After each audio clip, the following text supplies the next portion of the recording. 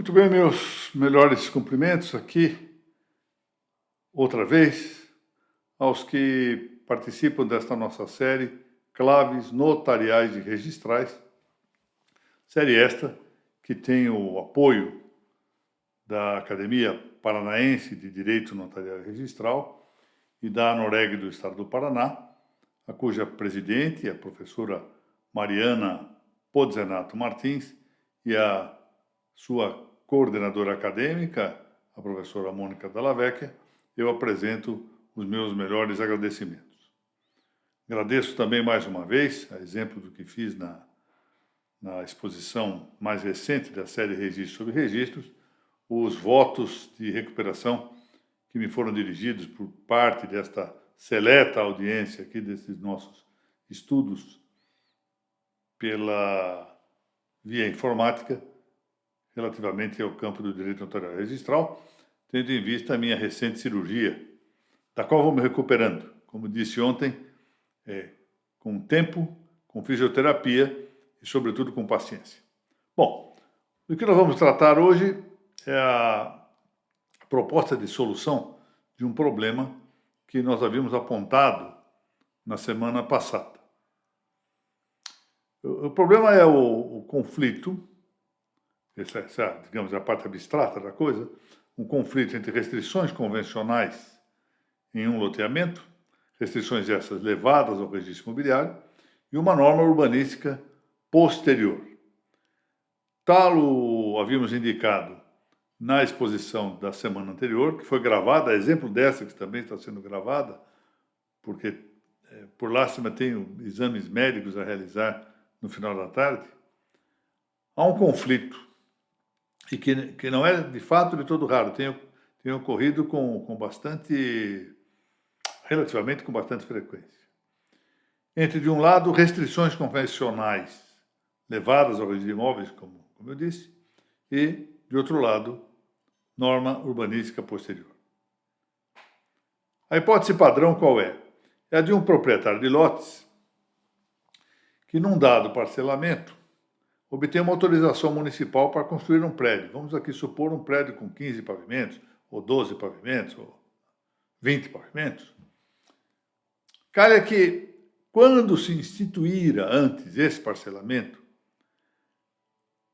os loteadores indicaram restrições que agora são conflitantes com o novo projeto de edificação. Indicantes, por exemplo, para confrontar com a ilustração anterior de um prédio erguido com 12, 15 ou 20 andares, indicando nessas restrições um limite vertical de construção, a, por exemplo, 6 andares. Então, quer dizer, os loteadores, quando instituíram o parcelamento, levaram ao registro de imóveis a indicação de que só poderiam construir-se prédios na altura máxima de 6 pavimentos. Muito bem, aquilo foi aprovado, foi levado ao registro, registrado, passam-se os anos, e agora vem uma lei de zoneamento e diz que naquela zona é possível construir um prédio com altura superior, vamos aqui indicar, 12 andares.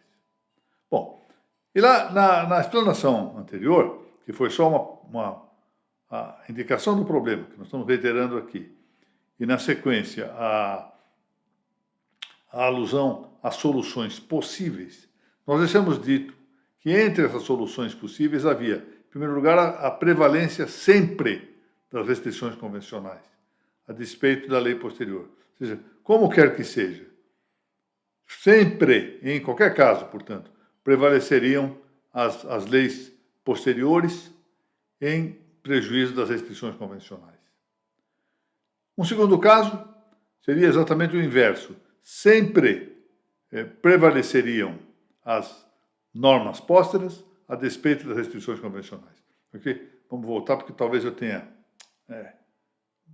indicado mal. Ou seja, no primeiro caso, sempre prevaleceriam as restrições pactuadas, não importa as leis posteriores. No segundo caso, sempre prevaleceria a lei posterior, não importa as restrições convencionais. Finalmente, um terceiro caso levaria à apreciação casuística da maior ou menor relativa gradação de atendimento ao bem comum. Ou seja, em cada caso, o registrador, ou sendo essa a circunstância, a situação do caso, o juiz decidiria o que melhor satisfaria o bem comum, se era manter as restrições convencionais ou se era diversamente aplicar a lei posterior. Surge, entretanto, talvez uma possibilidade intermédia, que seria, portanto, uma quarta solução, de conciliar, segundo a própria lei, segundo a própria normativa, os interesses, tanto convencionais quanto públicos. Muito bem. As duas primeiras correntes, que, digamos, são as correntes extremas, que dão a solução absoluta, não é? Ora, sempre prevalecem as restrições convencionais, ora, sempre prevalece a lei.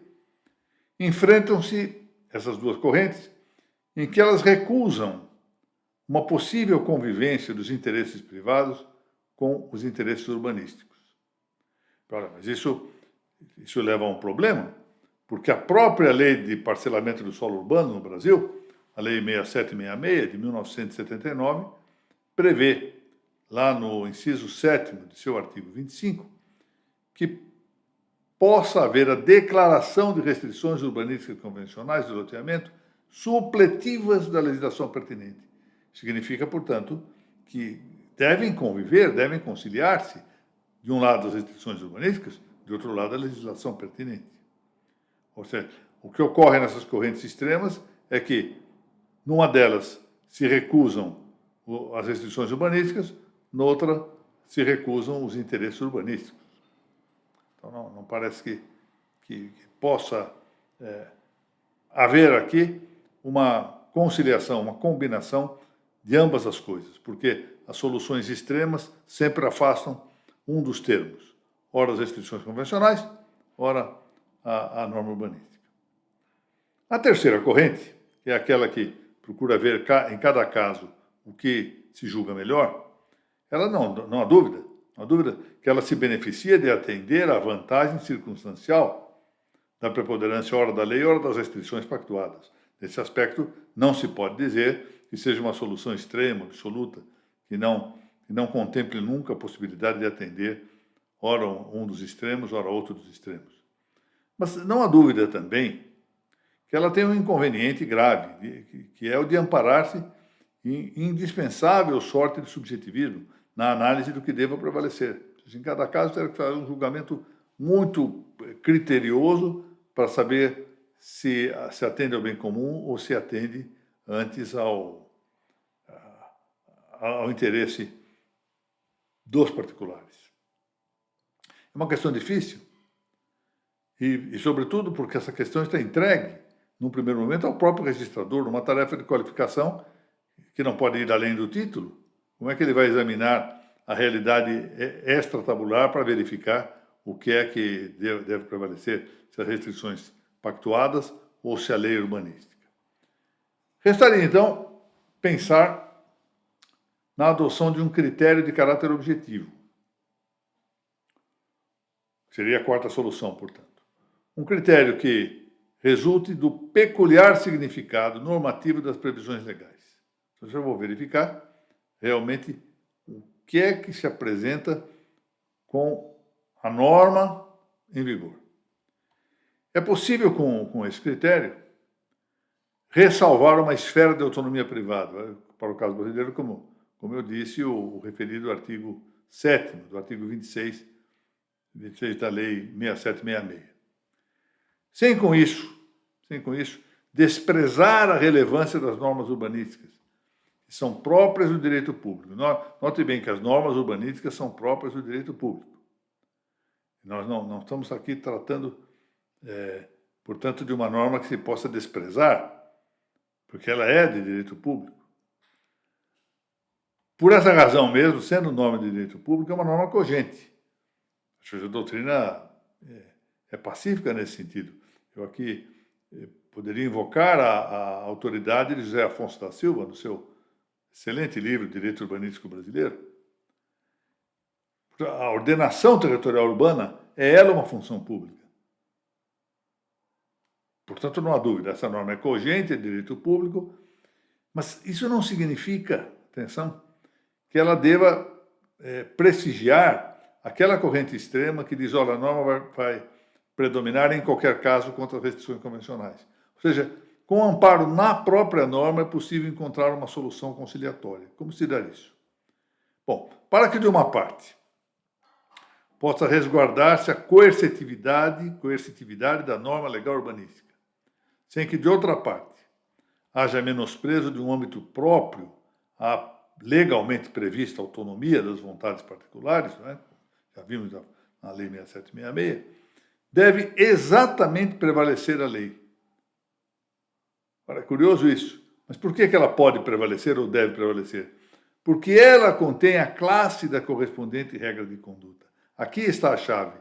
Examinar a regra de conduta. Bom, de 3 modos classificam-se as regras de conduta. Esses modos de classificação das regras de conduta, alguns autores chamam de qualidade da norma. São elas, as regras preceptivas, aquelas que impõem alguma coisa,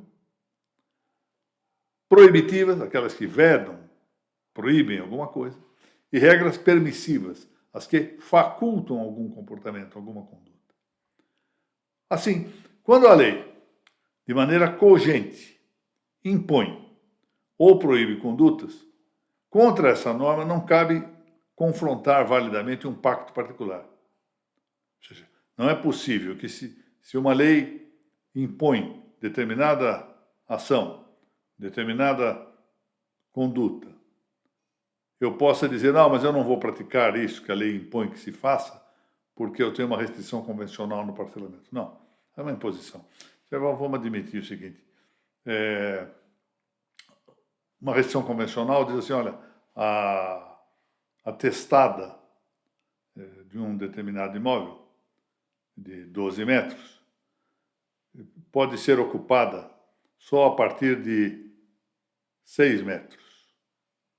Ou seja, considerando da frente do imóvel ao seu fim, nós podemos ocupar uma faixa só a partir de 6 metros. Até 6 metros é uma área não edificante imposta como restrição convencional. Aí vem a lei e diz que nas novas construções, nesse loteamento hipotético, esta faixa não edificante deve corresponder a 8 metros. Bom, não é possível que eu diga, não, a restrição convencional falava em 6, vai prevalecer sobre os 8. Não, há uma imposição. Ou se nós vemos isso pelo lado da norma proibitiva, não se pode construir nos parcelamentos, a não ser a partir de 12 metros, considerando da frente ao fundo, na parte fronteiriça de testada do imóvel.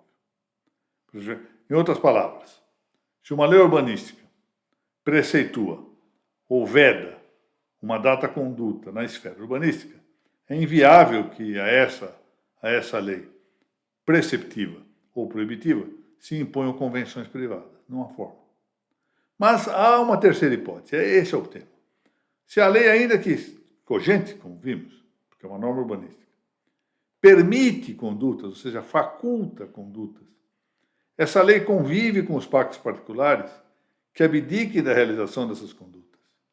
Ou seja, nada impede que, se a norma faculta ou permite determinada conduta, eu digo, olha, eu não quero realizar isto. Nós, nesse tratamento, não queremos realizar isto. Abrimos mão dessa permissão. Então, vejamos assim, a título ilustrativo. Se uma lei, em dado lugar, passa a admitir o desdobro de um lote de 500 metros quadrados, isso não significa que uma restrição contratual não possa estorvar esse parcelamento, esse desdobro ou segregação do imóvel, dizendo que não pode, naquele loteamento, desdobrar-se um lote com menos de 1.000 metros quadrados. Porque a restrição pode ocorrer, efetivamente, em limites mais estreitos do que propõe a lei. Desde que a lei seja, note-se bem, permissiva, facultativa, conduta facultativa, e não lei proibitiva ou impositiva. Bom, objetar-se-á, eu não nego valor a esta objeção, que a norma permissiva posterior confere um direito subjetivo, que está recusado pela restrição precedente. Mas o fato é que nada impediria pudessem os particulares, após a vigência da lei nova, abdicar da conduta permitida. Eu não quero fazer isso. Concluímos, nos permitido fazer tal coisa, mas nós não queremos. E pactuamos que não faremos isto. É justamente essa convivência, essa restrição convencional e não urbanística que está indicada na lei de parcelamento de solo urbano. Assim, no outro exemplo aqui, ao registrar-se um parcelamento do solo, admite-se uma restrição desse gênero, porque a conduta objeto não é preceituada nem proibida, mas ela é somente concedida, facultada, permitida aos particulares que a quiserem seguir. É interessante, eu estudando aqui esse tema para esta pequena exposição, eu encontrei uma observação interessante num trabalho escrito pelo saudoso juiz e grande conhecedor dos registros, que foi o meu amigo Gilberto Valente da Silva. Que Deus o tenha. Ele é um trabalho chamado As Restrições do Loteamento, a Prefeitura Municipal e o Registro de Imóveis. E está publicado, entre outros lugares, naquela coletânea Doutrinas Essenciais de Direito Registral, que foi organizada pelo Dr. Sérgio Jacomino e por outro, que foi publicada pela Revista dos Tribunais. Lá no volume 4 vão encontrar esse interessantíssimo artigo do nosso amigo Gilberto Valente da Silva. E ali ele aponta que persistem as cláusulas convencionais mais gravosas no loteamento, mais gravosas do que sejam as leis dos municípios. Então, dando apoio a essa tese que estamos aqui sustentando. De fato, o problema que se avista aqui está em saber se a norma urbanística permissiva se destina de maneira principal ao prestígio de situações individuais ou se ao prestígio de situações comunitárias. E parece ser de consenso isto, que as restrições privadas instituídas com o contrato padrão de um parcelamento registrado prevalecem em favor da comunidade, até que haja regra legal preceptiva ou proibitiva que as enfrente, ou até que haja um novo pacto para alterá-la. Com efeito, até que uma coisa ou outra ocorra, essas restrições convencionais, constantes do contrato padrão nos parcelamentos, devem prevalecer, com imposição a todos os que adquiram lotes desses parcelamentos. Porque, na verdade, essas restrições se configuram, tanto que levadas a registro e preservadas de fato, como persistentes ônus reais, ou se nós quisermos, numa outra acepção, como obrigações propter rem. Isso foi bem observado pelo professor aqui, que foi da Universidade de São Paulo, o professor Antônio Junqueira de Azevedo, em um trabalho também publicado na coletânea Doutrinas Essenciais de Direito Registral, no mesmo volume 4 que eu mencionei, com o título Restrições Convencionais de Loteamento. Ou seja, se são obrigações propter rem, ou ônus reais, como quer que se entenda, são ônus ou obrigações integradas ao Estatuto Dominial. E com essa integração tem natureza ambulatória, ou seja, acompanham o direito real, nada obstante sua transmissão. É a ideia da sequela. Há um tema interessante também, escrito por Afrânio de Carvalho, grande Afrânio de Carvalho. Ele ilustrou esse tema com um episódio muito gráfico das restrições contratuais que assinem o uso exclusivamente residencial dos imóveis em um dado loteamento. Ou seja, há um loteamento, lá está dito entre as restrições contratuais que só poderá haver imóvel destinado à moradia, à residência, não ao comércio. Então diz Afrânio de Carvalho, mas, olha, nós sabemos que existe o vai e vem de alvarás da prefeitura, ora num sentido, ora no outro, diz ele. E ele então lembra que o Supremo Tribunal Federal invocou, em um determinado incidente, a opinião de Eli Lopes Meirelles, que não é pouco, claro, a opinião de Eli Lopes Meirelles, autorizadíssimo, segundo o qual as restrições urbanísticas gerais convivem com as especiais estipuladas convencionalmente entre os particulares no interesse coletivo. É exatamente o que nós estamos dizendo. As restrições urbanísticas gerais, ou seja, as normas urbanísticas, devem conciliar-se com as especiais, que são as de caráter convencional. E essas convencionais dizem respeito a um interesse coletivo, ou seja, não é possível que um adquirente de lote queira alterar sozinho essa situação pactuada, convencionada. O STF, nesse caso mencionado pelo professor Afrânio de Carvalho, não conheceu do recurso extraordinário e manteve um acórdão aqui do Tribunal de Justiça de São Paulo que acolhera um interdito proibitório para impedir a transformação de uma residência em comércio, embora uma nova lei municipal permitisse a instalação de comércio no lugar. Isso está, esse artigo do Afrânio de Carvalho, chamado Restrições Urbanísticas em Loteamento, está também indicado no livro Doutrinas Essenciais de Direito Registral, mas agora não no volume 4, no volume 5º. Parece-me, pois, que a solução desses casos de conflito entre restrições convencionais e norma urbanística posterior está exatamente em verificar o sentido, o significado da lei. Verificar se a lei é preceptiva, proibitiva ou permissiva.